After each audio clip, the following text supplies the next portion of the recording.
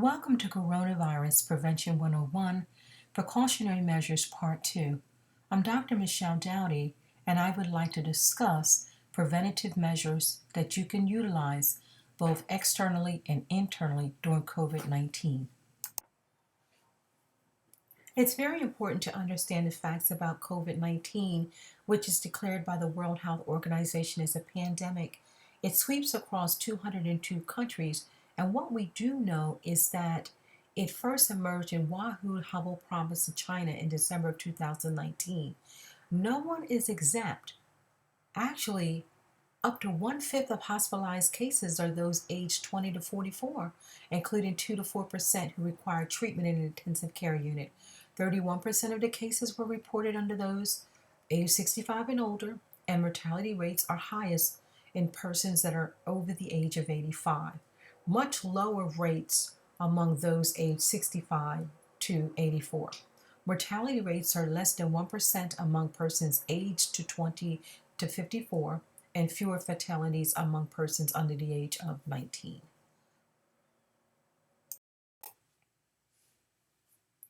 The COVID-19 timeline tells us that the virus has a rapid transmission. There are over 1,500,000 confirmed cases and 88,000 mortalities worldwide. The Johns Hopkins University Center for Systems, Science, and Engineering reported the first case on January 22nd.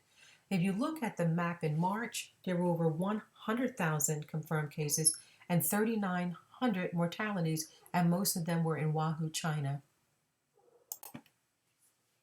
As we look at the genomic makeup of COVID-19 in comparison to the Middle East Respiratory Syndrome and severe acute respiratory syndrome, they all have some type of origins in animals, and they all have these crown-like projections.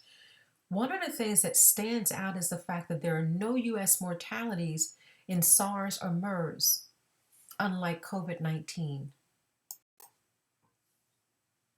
Genomic studies confirm that the coronavirus shows a natural formation. Researchers find that the spike protein of the new coronavirus actually has a binding effect because of the natural selection of a protein called angiotensin converting enzyme. What they do know is that the coronavirus's genome most closely resembles that of a bat or of a strange-looking animal, sometimes called the scaly anteater or the pangolin.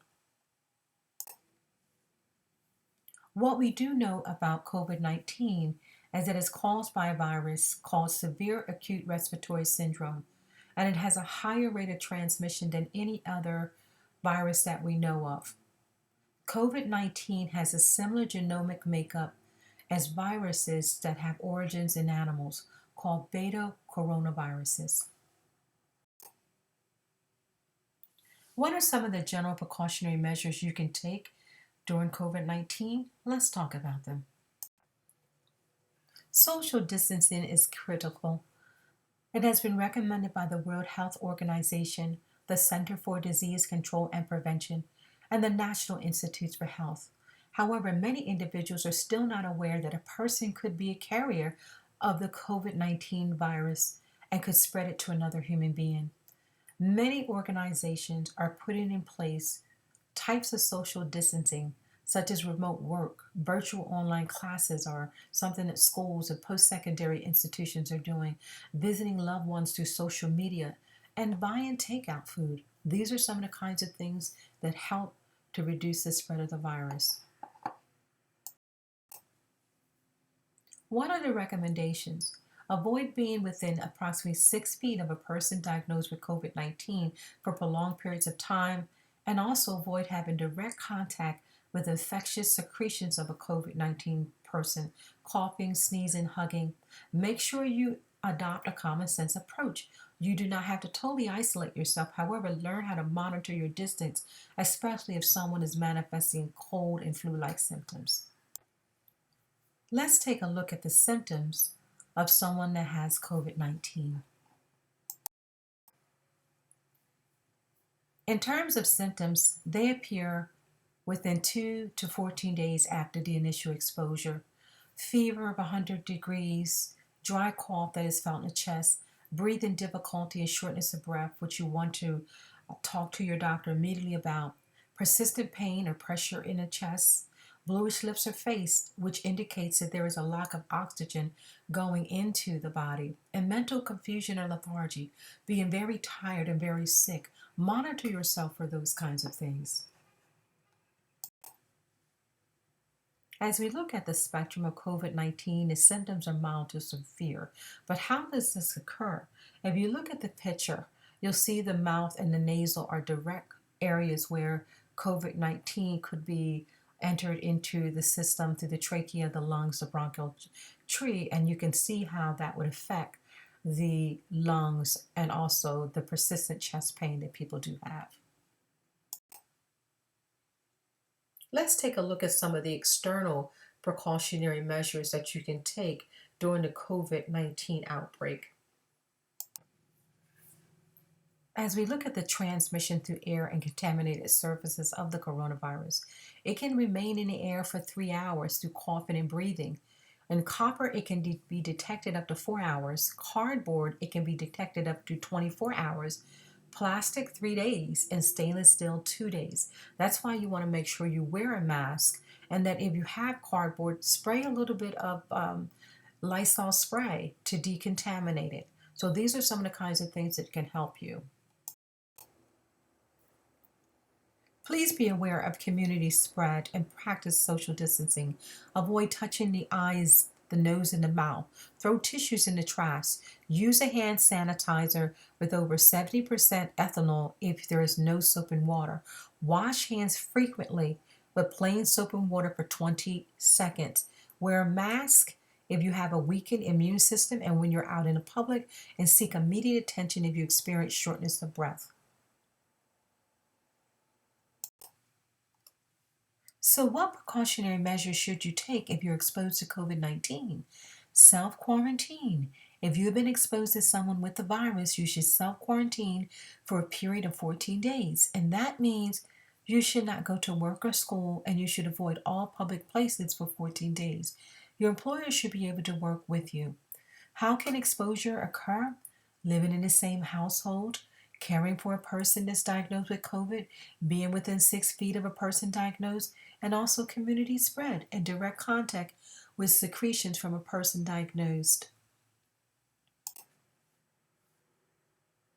Common questions about self quarantine. First question: what should you do if you were in close contact with someone with COVID 19 but you don't have any symptoms? You should still monitor your health for fever, cough, and shortness of breath during the 14 days after the last day you were in contact with that person. You should not go to work or school and avoid all public places. Question 2: can you be diagnosed with the virus yet have no symptoms? This is called an asymptomatic carrier. Yes, the body's immune system may respond differently to the virus, which provides clues with ways to research immunity against COVID 19. Case scenario: a 20-year-old woman from Wuhan, China transmitted the virus to 5 of her family members, however, she was never sick. In terms of disinfection and sanitary protocols, the Environmental Protection Agency has released a list, and I have included the link to that list on this particular slide. They meet EPA's criteria for use against SARS-CoV, so look for active ingredients such as hydrogen peroxide, quaternary ammonia, ethanol, and isopropanol in the products that you purchase. Some of the products are here: Lysol, Clorox, Purell. So let's look at some of the other internal precautionary measures related to testing. We know that there is no vaccine available for COVID 19 or antiviral medications that have been known to alleviate the symptoms of the virus. So make sure tests are approved by the Food and Drug Administration, and a list can be found on their website. Most tests are real time reverse transcriptized diagnostic panels that can provide results in 4 to 6 hours. Building internal health and wellness during COVID 19 is extremely important. COVID 19 is much stronger than a common cold or flu or virus. So, put in place proper preventative measures now will benefit you in the long run. Think smart about your general health. Scientists do find that some people have immunity to the virus. However, more research is needed and most people will recover from the virus. But start developing a long time plan now to practice good health.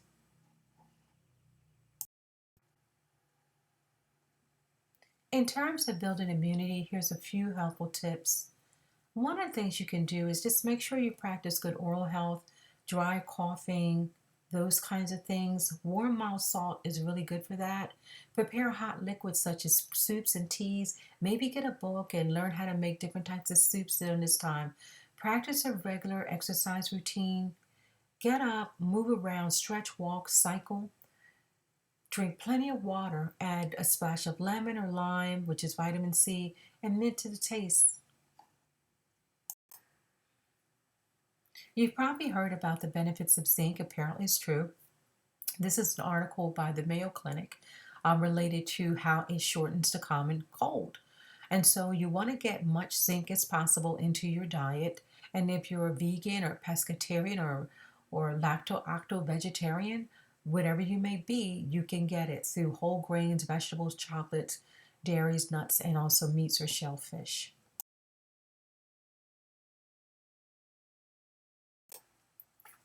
There was an article that was written in Wellness about elderberry, a natural way to boost immunity during cold and flu season.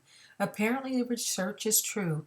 Elderberry has properties to reduce the ability of viruses and flus to affect cells and may shorten the duration of your flu or cold.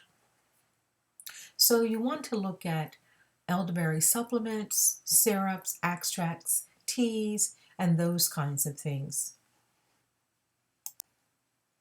The next thing that's very important, and one of the vegetables I really love, is spinach. Spinach, parsley, and wheatgrass contain high amounts of chlorophyll.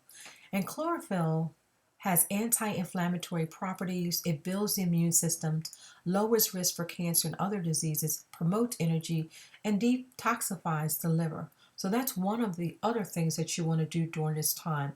Have a nice smoothie or a spinach omelet. Vitamin C is a well known immune booster because it does protect the connective tissues that protect the immune system. And you can find it in many forms in fruits, spices, and also vegetables. Strawberries and cherries and lemons and oranges provide vitamin C as well as spices such as rosehip and fresh thyme and parsley, and vegetables such as spinach. So you want to make sure you have much of that during this time. One of the things that we can do during COVID 19 is to make sure we fine tune our spiritual and mental health. Stay in contact with loved ones and friends and uh, do different things to be encouraging. Lower stress, read a good book, listen to music, write a poem, write a book, play a game, try out a new recipe. Rest and nourish your body. Research says you must rest at least 7 hours to keep your immune system strong and stay positive spiritually and mentally. Be aware, but don't dwell on what you cannot change. Focus on what you need to do and make a positive affirmation every day to stay well. The following resources have been used to develop this presentation for today. Please take a few moments and browse them and learn more about what you can do related to COVID 19. This concludes the presentation for today, and I hope you learned something about internal and external precautionary measures that you can implement during COVID 19. Thank you and be well.